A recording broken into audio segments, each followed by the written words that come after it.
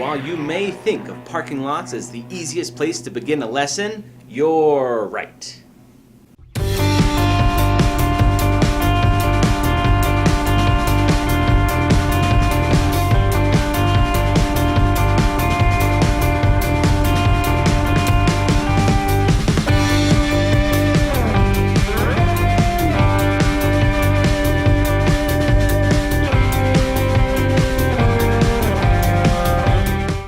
This is a place where you get the chance to instruct from a place of control, kinda, by mitigating all of the potential hazards that normally plague the roadways. An empty parking lot works best, but work with what you've got in your area.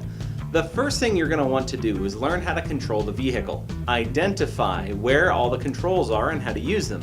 Some important controls to know how to operate are the accelerator and brake pedals, very important for when you need to know how to stop moving, the steering wheel, the gear selector lever, and the lights, turn signals, headlights, that kind of stuff. This will give you a starting point to learn how to move the vehicle forwards, backwards, forward while turning, backwards while turning, but also how predictable the vehicle is when it responds to your input.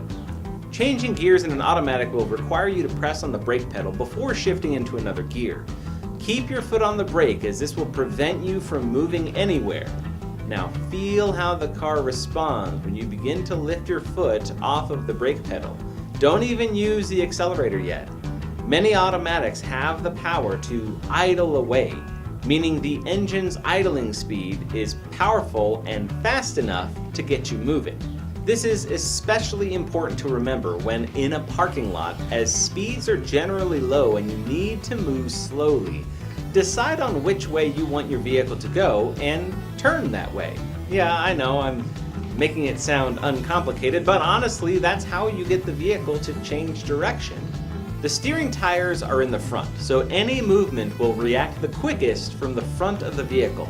Whether it's in drive or reverse, watch where your front end will be moving as you turn. While executing these maneuvers, you'll need to keep everything slow for now. As you get more comfortable with the controls, then you should start to move your foot over to the accelerator for a moment, then back to the brake. Don't underestimate the power of starting off slow. You need to have control of the car if you want to be able to drive it safely. We hope you enjoyed this episode of Safety Sessions. So to see more videos like this, click on subscribe to stay up to date on all the safe driving related content we will be putting out. And while you're at it, click on that bell icon to get notifications of when we do post a new video. To learn more about DriveSafe Driving Schools, visit www.drivesafecolorado.com or call us at 303-721-8881. We'll see you next time, but until then, always remember to drive safe. Like that video? Check out these other fantastic videos we have to offer.